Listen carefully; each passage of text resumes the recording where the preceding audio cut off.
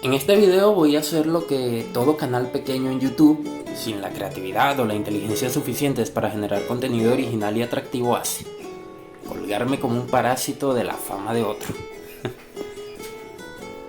Más allá del sarcasmo quizá con que comienzo, O tal vez una confesión oculta a plena vista, quién sabe. quiero mostrar mi gratitud a la persona detrás del canal del Tío Financiero. Alguien como yo que acaba de salir literalmente de la nada. Aunque bueno, de hecho, aún sigo en la nada, pero se entiende la analogía. No tiene impacto para hacerse notar, pero dejo de manifiesto que como seguidor suyo aprendo mucho de él y agradezco mucho su labor educativa, además de su humor de personaje que se sabe personaje. Y recomiendo ampliamente su canal, así como su video sobre Venezuela, que dicho sea de paso me pareció sumamente acertado. La historia de mi país es la historia de la incompetencia económica de cuanto tirano, se para en Miraflores. Habiendo ya aclarado mi intención benévola en este video, por si lo ve el susodicho, Cualquier otro ser humano en algún momento de la historia. entremos ya en materia. En un fragmento extraído de un video de su canal, el Tío Financiero habla sobre uno de los temas que probablemente sea de los más importantes a nivel público de nuestro tiempo: el discurso de odio, frase con la que titula dicho fragmento. Y lo inicia con lo siguiente, cito: Lamentablemente sigue habiendo personas que no aprenden a respetar que alguien pueda pensar diferente y sobre todo a negociar, al mismo tiempo que se dejan llevar por conspiraciones y fanatismos. También hay personas cuya ambición es muy grande y no les importa manipular y mentir. Siempre habrá quien les crea. Fin de la cita. Hasta ahora estamos de acuerdo con lo expresado en esta frase.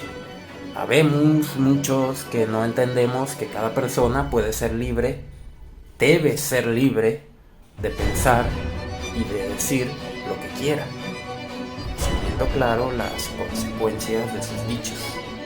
Más adelante dice: Un discurso de odio es una expresión que ataca o utiliza lenguaje peyorativo o discriminatorio hacia una persona o grupo en función de su religión, etnia, nacionalidad, raza, color, ascendencia, género o cualquier otra característica identitaria. Y puede manifestarse de diversas formas, incluyendo el lenguaje verbal, escrito, visual, simbólico, cibernético, o sea, digital, en redes sociales y cualquier otra forma. Bueno, es curioso que la definición de un término que alude a una expresión, discurso, y a un sentimiento, odio, esté constituido por todo menos por aquello que nos permita identificar el sentimiento. Resulta inverosímil que tanta gente presumiblemente letrada consienta que se utilice algo tan impersonalizable y ambiguo o potencialmente multisignificante como un discurso para dilucidar si es un sentimiento aquello que lo motiva, e incluso mayor atrevimiento a devenir de qué sentimiento se trata, como si no pudiera alguien sin odio alguno hacia determinado grupo escindir un discurso en contra de este solo por presión social o por dinero, o como broma entre amigos, cosa que pasa mucho y genera malentendidos entre criaturitas hechas de cristal. ¿Esto también es un discurso de odio? ¿Sabe usted lo que estoy sintiendo cuando digo criaturita hecha de cristal? O más claramente, ¿es usted adivino? ¿Está asumiendo cosas en base a algún prejuicio? Además, se nos define con la clásica discriminación. Es decir, que si yo digo que me gustan las mujeres morenas es un discurso de odio porque es una expresión que utiliza lenguaje discriminatorio hacia un grupo de personas a las cuales excluyo, a las cuales discrimino: los hombres y las mujeres blancas, en este caso. Pues describí mis gustos en función de su color de piel y su sexo.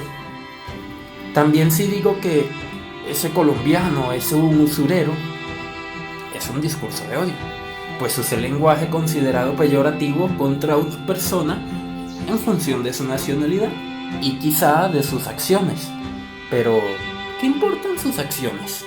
Si el sujeto es prestamista, usurero, y pues no sé cómo se llama, solo sé que procede de mi vecino país, eso no importa.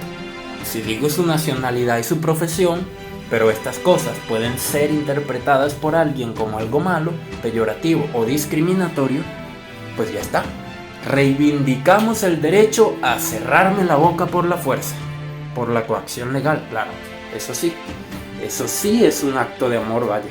O si digo que por biología y estadística las mujeres son menos fuertes físicamente que los hombres, también es un discurso de odio, porque discrimino en función del sexo a un grupo en detrimento de otro bajo el criterio de fuerza física.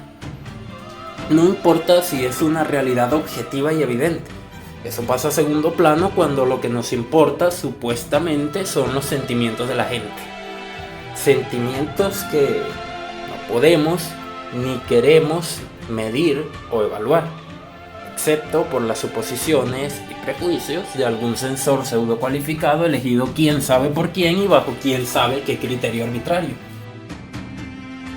En estos tiempos que tenemos libre expresión y prácticamente omnipresencia en redes sociales, los discursos de odio emergen con mucha facilidad y se vuelve más fácil que nunca desinformar, porque el amarillismo y las exageraciones venden. Estoy de acuerdo en casi todo, excepto por casi todo. En estos tiempos en que el flujo de información es prácticamente bidireccional y no unidireccional como hasta hace apenas unas décadas, las mentiras y la desinformación ya no son monopolio de pequeños grupos oligárquicos coludidos con el poder político y la influencia de magnates y corporaciones. Ahora las mentiras y la desinformación se han democratizado, vaya. Sería una pena que alguien decidiera creerse lo primero que ve, que lee o que escucha de forma crítica, pero hoy, ayer o mañana. La duda es el principio de todo conocimiento, parafraseando a Descartes. Solo los borregos creen que algo es verdadero porque lo dice una autoridad supuesta, parafraseando a Nietzsche. El discurso de odio nos habla de expresiones ofensivas dirigidas a grupos o individuos basadas en prejuicios. También incluye chivos expiatorios que pueden ser judíos, musulmanes, blancos, negros, migrantes, indígenas, capitalistas, neoliberales, socialdemócratas o zurdos de mierda. Esto me recuerda cuando leo alguna constitución bananera, alguna ley contra el fascismo y demás parafernalias repletas de terminología redundante y ultra específica que a pesar de eso nunca se acaban de definir, de modo que no quepan reinterpretaciones arbitrarias, porque esa es la idea, probablemente, que se puedan hacer esas reinterpretaciones arbitrarias en función del interés político de turno.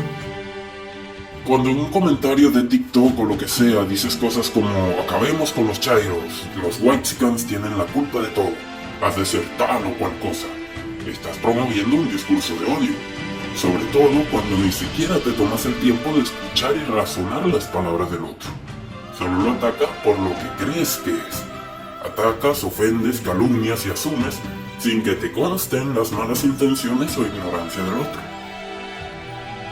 Como dije, cualquier cosa puede ser un discurso de odio, porque la falta total de rigor con la que se usa el epíteto discurso de odio permite ampliar el significado de la frase hasta que cualquier cosa que no me gusta pueda ser o encajar en esa definición indefinida. Solo lo atacas por lo que crees que es. Sí, tío, así como fascista o comunista hoy se le dicen a cualquiera que diga algo que no me gusta. Aunque antes también era así, pero ¿qué te digo? Somos tan nostálgicos que nos inventamos un pasado perfecto que nunca existió. Discurso de odio es un arma arrojadiza, como las que describe y usa el filósofo gastronómico y otros mentirosos más. Uy, perdón, no sea que digan que tengo un discurso de odio por decirle mentiroso a un mentiroso. Mejor como las que usa él y otros amigos de las verdades múltiples. Atacas, ofendes, calumnias o asumes sin que te consten las malas intenciones o ignorancia del otro. Sí, tío, y por esa razón debemos atacar alegando discurso de odio, ¿no? Calumniar y asumir simultáneamente cuando pretendemos conocer no solo la intención del otro, sino su motivo, Odio. Claro, no es calumnia decir que es por odio cuando no lo sabemos. No sabemos si es por razones asépticas de cualquier sentimiento o si quizá es un sentimiento pero diferente del odio. ¿No es asumir eso tampoco? Individualmente, si no te consta, no juzgues. Claro que puedes opinar sobre lo que crees que te parece mejor. Tratar de convencer a los demás de tu postura. Puedes criticar al capitalismo cuanto quieras, o al socialismo, al PRIAN, al Primor, a la falta de libertad de expresión en China y sus campos de reeducación, augures, o la brutalidad policíaca en Estados Unidos y su trato a negros inmigrantes, el clasismo en México y su simulación de preocupación por los pobres, o el indígena. Todos como sociedad tenemos gatos en la barriga y todos tienen cosas que corregir. Pero de ahí a atacar a todo un grupo o sector de la población, o a toda una nación asumiendo que tienen la culpa de todo lo que pasa, intenciones ocultas maquiavélicas o que son los malos de la historia, hay un abismo. Esas son cosas del poder, no de ideologías, naciones, razas o lo que sea, y claro que deben criticarse y combatirse. Requerimos educación que fomente la tolerancia, el respeto y la diversidad, una legislación efectiva y fortalecer leyes que penalicen el discurso de odio. Pero siempre serán poco eficientes, pues se cruza con la libertad de expresión, y poner límites excesivos puede cruzar líneas muy delgadas. Si me preguntan a mí, puedes decir lo que quieras, y no es tan difícil de entender. Tienes toda la libertad de expresar tus opiniones, pero no tienes derecho a mentir ni manipular, y por prudencia, discreción, respeto y hasta consideración, puedes evitar utilizar palabras peyorativas y alejarte de quien las usa para referirse a un grupo de personas. Bromear entre amigos es otra cosa, tampoco seamos unos jarritos de traquitaque. Evita las conspiraciones y fanatismos. Grandes afirmaciones requieren grandes evidencias, conspiraciones. Y si te crees con la verdad, fanatismos, lo más probable es que estés muy equivocado. Afortunadamente también tenemos ejemplos de lo contrario a un discurso de odio, como Nelson Mandela, quien luchó contra el apartheid, encarcelado durante décadas, pero no salió de la cárcel con sed de venganza. Por el contrario, fue un defensor de la reconciliación y primer presidente negro de Sudáfrica. Malala y Martin Luther King, entre muchos otros, búsquenlos en su celular, ellos sí han logrado cosas. Nos han enseñado que así es como se cambia el mundo. Por el contrario, al menos en mi búsqueda, no encontré a nadie que con un discurso de odio haya mejorado nada para nadie, para bien, cualquier cosa. Ni siquiera crear conciencia, solo resentimiento.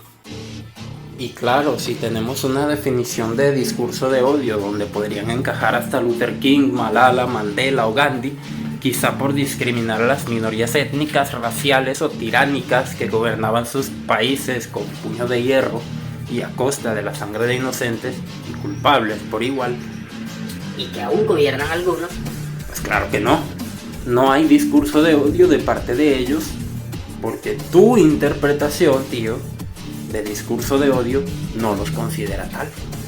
Pero tú no eres quien va a decidir las penas de los que cometan tal cosa. Ni siquiera serás tú quien juzgará qué es un discurso de odio y qué no. Tú lo has dicho. La línea que divide la libertad de expresión del discurso de odio es muy delgada. Y yo voy más allá, esa línea no existe. Ni para la definición que diste de discurso de odio, ni para cualquier definición de libre expresión.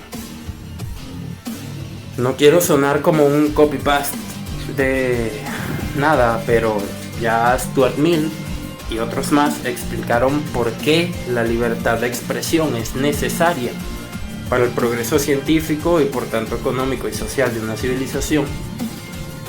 La libertad de expresión es la libertad que cada uno tiene de decir lo que le dé la gana, por falso, ofensivo, peyorativo, malsonante, ingrato, sacrílego, insulso, sin sentido o malo que pueda ser, sin que nadie le impida violentamente ejercer este derecho. Está de más decirlo, pero la libertad es costosa. Hay que aprender a vivir con la mentira, con la tontería y demás males que acompañan la libertad. Porque la otra opción no es dar la libertad a cambio de la verdad. Es dar la libertad a cambio de que nos digan una mentira, pero la hagan pasar como si fuera verdad. ¿O acaso tú crees que algún gobierno de verdad está formado por ángeles que nunca van a abusar de su poder para decidir arbitrariamente qué cosas se consideran verdad y cuáles no? Hay que ser bien idiota, bien ingenuo. Y no lo digo por un prejuicio, es lógica. Hay que ser ingenuo para creer que no lo harán. Ignorante para no saber que pueden hacerlo. O malintencionado para apoyar eso sabiéndolo. Ahora sí, brevemente y como reflexión final o conclusión general, digamos que poner el poder de decidir qué es verdad en manos de alguien es quitársela al resto. La verdad o es de todos o no es. Así de simple. Porque yo lo digo. Vamos a ver, solo se llega a la verdad mediante la refutación de la mentira. Censurar el discurso de odio o cualquier otra forma de expresión es quitarle a la humanidad una oportunidad de reafirmar esa verdad. O por el contrario, quizá de descubrir que estaba en una mentira, que estaba en lo falso. Lo cual solo se puede saber si podemos hablar del asunto sin la amenaza constante de violencia coactiva por si decimos algo fuera del canon. Finalmente, reitero mi gratitud al tío financiero por prestarse involuntariamente como muñeco de paja para recibir un par de golpes en este video. Por su labor divulgativa que espero poder replicar como futuro colega suyo de profesión. Y decir además que me he enfocado solo en algunos puntos de su discurso de no odio que considero profundamente perjudiciales para el estado de la discusión pública actual en nuestros países, pero que es más que claro que también hay muchísimas cosas rescatables y valiosas, no solo en este fragmento al que respondo, sino también en todo su canal. Espero haberlos hecho reflexionar y quizá animarlos a leer más del tema, para lo cual dejo un poco de bibliografía recomendada en la descripción por si quieren profundizar.